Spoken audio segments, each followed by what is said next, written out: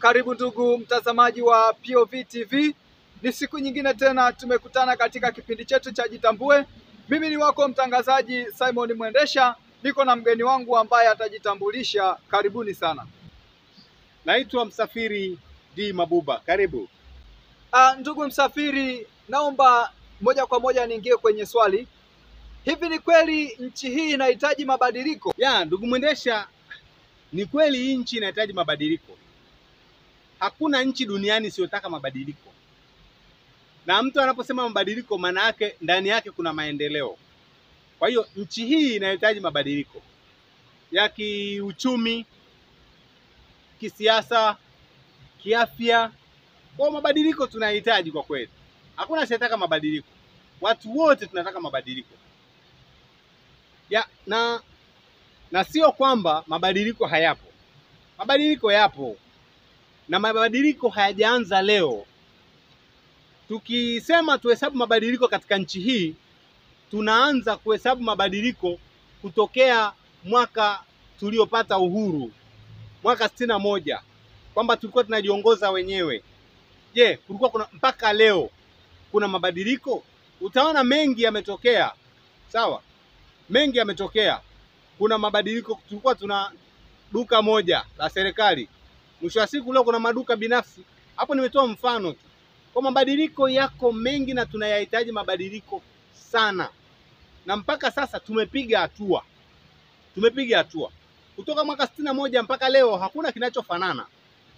61, barabara za 61 na za leo ni vitu viwili tofauti. Mazingira ni tofauti. Miji ni tofauti.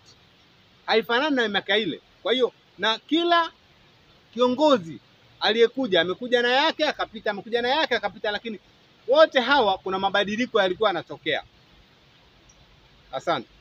Ndugu Msafiri, wapo watu wanaosema ili nchi hii ipate mabadiliko ni lazima tupigane sisi kwa sisi au tumwage damu.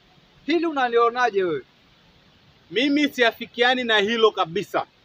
Hakuna mabadiliko yanayoletwa kwa kumwaga damu, au hakuna mabadiliko yanayoletwa kwa fujo. Hebu nikuulize swali la msingi. Hiyo damu unayomwaga ni ya nani? Ya ng'ombe, ya paka au ya kuku? Unamwaga damu ya ndugu yako, unasema ndio ulete mabadiliko? Au yeye akimwaga damu yako ndio ulete mabadiliko? Aya, umempeleka mtu. Kuna vitu ambavyo kwa uhalisia lazima tujifikirie mara mbili. Mtu anakurupuka huko pu, amechukua watu, tuingie barabarani. Maandamano. Nani aliyesema njia maandamano tu ndo sahihi? Hamna njia nyingine ambazo unaweza kuzitumia ambazo hazina madhara. Unampeleka mtu kwenye maandamano, mwisho wa siku amevunjwa mguu. Unamdanganya eti anapigania haki ya kesho, kizazi cha kesho. Yeye anakufa, hicho kizazi cha kesho anakiishi yeye? Hakiishi yeye. Anabaki kuwa mlemavu. Unasema eti unapigania kesho. Tumwage damu ndipo maendeleo yaje. Huo ni ujinga. Huo ni ujinga. Hakuna maendeleo yanayoletwa kwa kumwaga damu. Huyo mwenyewe huyo unayempeleka barabarani anaenda kuwa mlemavu. Wakati akishakuwa mlemavu wa maisha, wewe unaendelea na maisha yako, wala hutamwangalia. Hutamwangalia wala utamjua. Tunaweza kuchukulia mfano mzuri. Kuna mikutano mingi sana iliwahi kupigiwa kelele hapa Arusha. Ilizuiwa na polisi. Watu wakalazimisha wakafanya mikutano. Wakaenda kule, katokea sintofahamu. Kuna watu walikufa. Wale watu waliokufa, nyinyi viongozi mliowaambia wale watu kwamba twendeni kwenye mikutano ambayo imeshazuiliwa na polisi, niambieni ni nani kati yenu ambaye amegeuka hata jana juzi kwenda kuiangalia ile familia ambayo yule mtu aliyekufa akiwa pamoja na nyinyi kwenye mikutano ameiacha? Ni nani aliyegeuka kwenda kuangalia ile familia? Ni nani aliyeenda kuangalia leo wale walemavu ambao ulemavu umesababishwa na ninyi kuwapeleka watu barabarani? Ni nani? Hakuna hata mmoja. Leo nawaambia watu twende kwenye maandamano. Twende kwenye maandamano. Wakafanye nini? Wakafe. Wakawa walemavu. Kwa na wadanganya kwamba eti tunatafuta mabadiliko au maendeleo. Hakuna kitu kama hicho. Kuna njia nyingi za kutafuta maendeleo, kuna njia nyingi za kutafuta mabadiliko. Hakuna asiyependa mabadiliko. Wote tunapenda mabadiliko. Hebu nikwambie, mabadiliko tulionayo leo hayajaletwa kwa kumwagwa damu. yamekuja. Wakati wa mabadiliko unapofika, unafika, hakuna anayeweza kuzuia. We mwenyewe utasema anaongoza mabadiliko, ye mwenyewe atasema anaongoza mabadiliko, lakini mabadiliko hayawezi kuletwa kwa ugafla, wachukue watu twende tunataka mabadiliko. Hakuna kitu kama hicho. Tunataka Watanzania wawe salama, waishi maisha bora, sio ya kusukuma barabarani. Na wewe unayepelekwa kwenye maandamano au unayesukuma kwenda barabarani, acha ujinga. Wakati wewe unakwenda, mwenzako anatimiza matakwa yake. Malengo aliyojiwekea huyu anayekupeleka barabarani yatatimia, ya kwako hayatatimia. Wakati umevunjwa, umekuwa mlemavu, yeye atakusaidia kutafuta mboga ya watoto hao ulioko nao. Wakati wewe unakufa, watoto wako na familia zinabaki zinateseka hapa. Mtu anakuambia tunataka maendeleo. Hakuna maendeleo ya ghafla. Hakuna mabadiliko ya ghafla. Kila kitu kinaandaliwa. Kila kitu kinaandaliwa. Msiwadanganye Watanzania kwa kuwapeleka mahali ambapo wataumia. Tumieni njia sahihi kudai maendeleo. Na hata hao mnaodai maendeleo, mnataka maendeleo wape? Mbona ndo hao wanayapigania? Ila tofauti, wewe unataka ya haraka, wenzako wanakwenda kwa taratibu. Hakuna maendeleo ambayo yanaletwa bila kuandaliwa. Maendeleo au mabadiliko ni gharama, vinatumika. Kama si gharama ya muda, kuna gharama ya pesa. Lakini usiwapeleke watu kwenye kuchinjana. Huko tunakopelekana maana yake ni kwamba tutaambiana sasa, mimi nikionana na wewe ni maadui. Tutaenda kuchomeana nyumba moto. Kesho hapo tukienda kwa design hiyo, tutachomeana nyumba moto.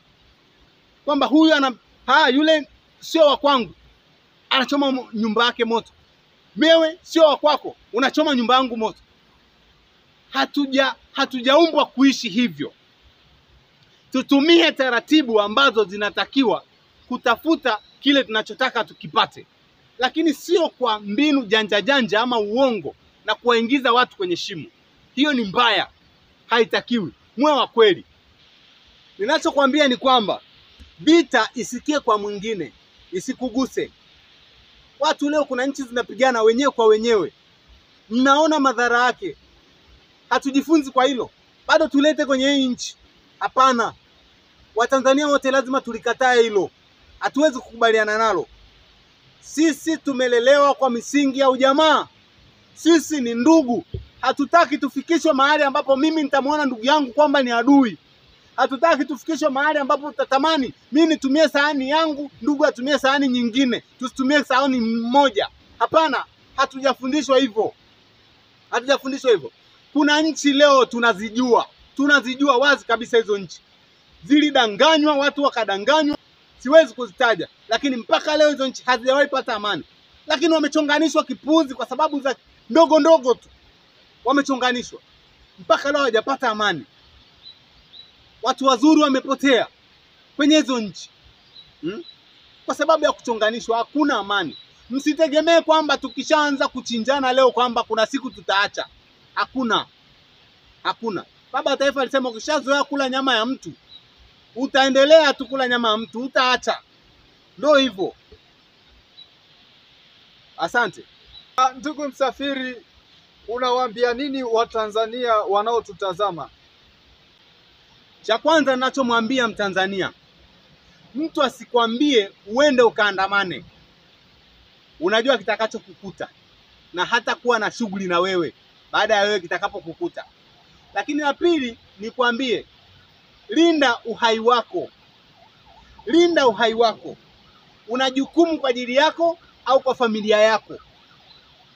Usipolinda uhai wako, aliyesababisha uhai wako upotee, yeye analinda wa kwake na ataendelea. La mwisho, maendeleo au mabadiliko sio lazima yatafutwe kwa kumwaga damu au kwa kuchinjana. Nataka nikwambie, mabadiliko huwa hayapingiki. Yaani hata tusipoyatafuta, muda wa kufika, ukifika tu ya mabadiliko lazima yaje. Huwezi yaani huna namna ya kuyapinga mabadiliko. Ndugu Mtanzania mwenzangu ambaye unanitizama, usidanganyike wala usije ukashawishika kumwaga damu eti ndio upate mabadiliko. Mabadiliko hayaji kwa kumwaga damu, wala mabadiliko hayaji kwa kuandamana, ila muda wa mabadiliko wenyewe ukifika, hata kama umejifungia ndani, mabadiliko yatakubadilisha tu. Mimi ni wako mtangazaji Simon Mwendesha, nilikuwa na mgeni wangu mpaka juma lijalo, tutakutana tena. Bye bye.